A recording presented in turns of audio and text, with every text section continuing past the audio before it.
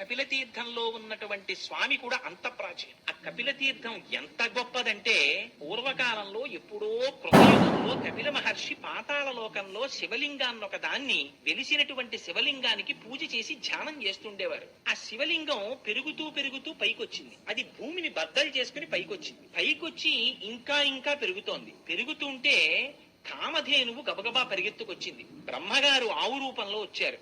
శ్రీ మహావిష్ణువు గోపాల బాలుడి రూపంలో వచ్చారు. ఈ ఆవు క్షీరధారల్ని అభిషేకించింది. శ్రీ మహావిష్ణువు కాపు కాశారు. ఈ కామధేనువు వచ్చి తన కాలి గిట్ట తీసి శివలింగం మీద పెట్టి ప్రార్థన చేసింది.